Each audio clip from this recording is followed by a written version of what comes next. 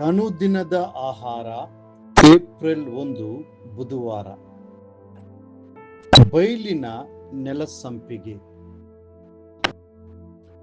ಸೊಲೊಮೋನನು ಬರೆದಿರುವ ಪರಮಗೀತೆ 2ನೇ ಅಧ್ಯಾಯ 1ನೇ ವಚನ.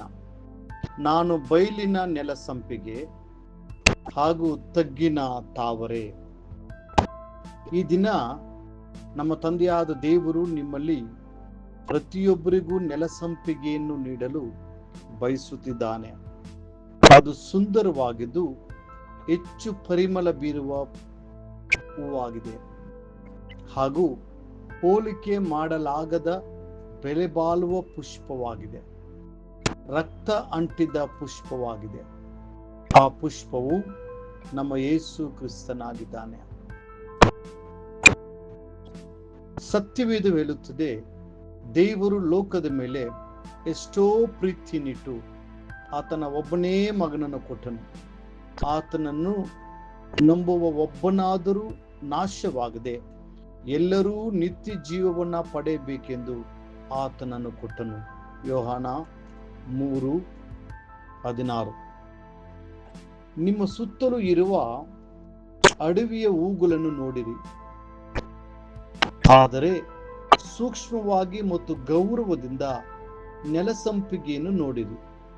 ಯೇಸು ಕ್ರಿಸ್ತನನ್ನು ಉದಯದ ನಕ್ಷತ್ರವೆಂದು ಕರೆಯುತ್ತಾರೆ. ಆತನು ಆತ್ಮಗಳ ಪ್ರಿಯನಾಗಿದ್ದಾನೆ. ಆತನನ್ನು ಹೂಗಳ ಸುಗಂಧರಾಜ ಎಂದು ಬಣ್ಣಿಸುವರು. ಆತನನ್ನು ಸುವಾಸನೆ ಬೀರುವ ಪರಿಮಳಕ್ಕೆ ಮತ್ತು ಸುಂದರವಾದ ಸೇಬಿನ ಗಿಡಕ್ಕೆ ಹೋಲಿಸಲಾಗಿದೆ. ಆದರೆ ಈ ಒಂದು ಸ್ಥಳದಲ್ಲಿ ಮಾತ್ರ ಆತನಿಗೆ ನೆಲಸಂಪಿಗೆ ಎಂದು ಕರೆಯಲಾಗಿದೆ. ಯೇಸುವನ್ನು ಸೂಕ್ಷ್ಮವಾಗಿ ದೃಷ್ಟಿಸಿರಿ. ನಾವು ಯೇಸುವನ್ನು ಹೇಗೆ ವರ್ಣಿಸಬಹುದು? ದೇವರ ವಾಕ್ಯ ತಿಳಿಸುತ್ತದೆ, ಅವನ ನುಡಿ ಬಹು ಇಂಪು, ಹೌದು, ಅವನು ಸರ್ವಾಂಗದಲ್ಲಿಯೂ ಮನೋಹರನು. ಯೆರೂಸಲೇಮಿನ ಸ್ತ್ರೀಗಳಿರ, ಅವನೇ ನನ್ನ ಪ್ರಿಯನು. ಗೀತೆ 6ನೇ ಅಧ್ಯಾಯ 16ನೇ ವಚನ. ಒಮ್ಮೆ ಒಬ್ಬ ವಿದ್ಯಾರ್ಥಿಯು ಶಾಲೆಯಲ್ಲಿ ಶಿಕ್ಷಕರ ಮೇಜಿನ ಮೇಲೆ ಇರುವ ಹೂಕುಂಡದಲ್ಲಿ ಇಡುವುದಕ್ಕೋಸ್ಕರ ಪ್ರತಿ ದಿನ ತನ್ನ ಹೂದೋಟದಿಂದ ಅನೇಕ ಗುಲಾಬಿಗಳನ್ನು ತರುತ್ತಿದ್ದನು. ಶಿಕ್ಷಕನು ಬೇರೆ ಶಾಲೆಗೆ ಹೋದಾಗಲೂ ಆ ಹುಡುಗನು ಅವುಗಳನ್ನು ಅವರಿಗೆ ನೀಡುವುದನ್ನು ನಿಲ್ಲಿಸಲಿಲ್ಲ. ಆ ಹೂಗಳನ್ನು ನೋಡುವಾಗಲೆಲ್ಲ ಶಿಕ್ಷಕನ ಹೃದಯವು ಸಂತೋಷದಿಂದ ತುಂಬಲ್ಪಡುತ್ತಿತ್ತು. ಆದರೆ ಒಂದು ದಿನ ಆ ಹುಡುಗನು ಅಪಘಾತಕ್ಕೆ ತುತ್ತಾಗಿ ಪ್ರಾಣವನ್ನು ಕಳೆದುಕೊಂಡನು. ಆ ಶಿಕ್ಷಕರು ದುಃಖದಿಂದ, ಅಯ್ಯೋ, ಶಾರೋನಿನ ಪುಷ್ಪವಾಗಿರುವ ಯೇಸುವನ್ನು ಆ ಹುಡುಗನಿಗೆ ಕೊಡದೆ ಸೋತು ಹೋದನು ಎಂದು ವೇದನೆ ಪಟ್ಟನು. ಯೇಸು ಕ್ರಿಸ್ತನು ಬರೀ ಒಂದು ಗುಲಾಬಿಯಲ್ಲ, ಆತನು ಶಾರೋನಿನ ಪುಷ್ಪವಾಗಿದ್ದಾನೆ.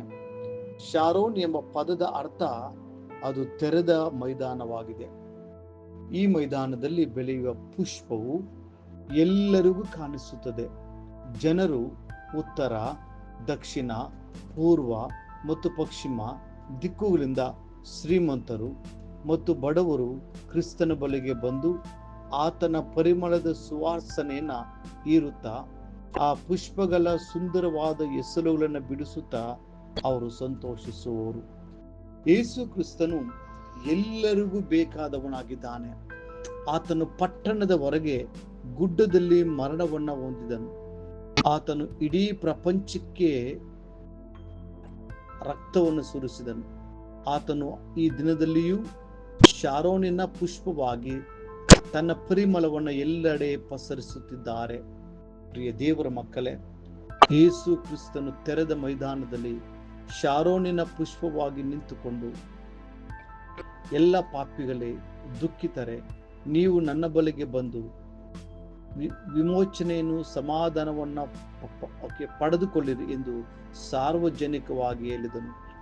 ಈ ಕಾರಣಕ್ಕಾಗಿ ಆತನು ನಮ್ಮನ್ನು ಅಧಿಕವಾಗಿ ಪ್ರೀತಿಸುತ್ತಾನೆ. ಮುಂದಿನ ಅಧ್ಯಯನಕ್ಕಾಗಿ ದೇವರ ವಾಕ್ಯ. ಎಲೆ ಕಷ್ಟಪಡುವವರೇ, ಹೊರೆ ಹೊತ್ತವರೇ, ನೀವೆಲ್ಲರೂ ನನ್ನ ಬಳಿಗೆ ಬನ್ನಿರಿ, ನಾನು ನಿಮಗೆ ವಿಶ್ರಾಂತಿ ಕೊಡುವೆನು. ಮತ್ತಾಯನ ಬರೆದ ಸುವಾರ್ತೆ 28ನೇ ಅಧ್ಯಾಯ 28ನೇ ವಚನ. ಮತ್ತಾಯನ ಬರೆದ ಸುವಾರ್ತೆ 11ನೇ ಅಧ್ಯಾಯ 28ನೇ ವಚನ. ಈ ದಿನ ಓದುವ ದೇವರ ವಾಕ್ಯ. ಮುಂಜಾನೆ ನ್ಯಾಯಸ್ಥಾಪಕರು 13 ಮತ್ತು 14 ಅಧ್ಯಾಯಗಳು. ಸಂಜೆ ಲೂಕನ ಬರೆದ ಸುವಾರ್ತೆ 6ನೇ ಅಧ್ಯಾಯ 27ರಿಂದ 49ರವರೆಗೆ. ದೇವರು ನಿಮ್ಮನ್ನು ಕುಟುಂಬವನ್ನು ಆಶೀರ್ವದಿಸಲಿ.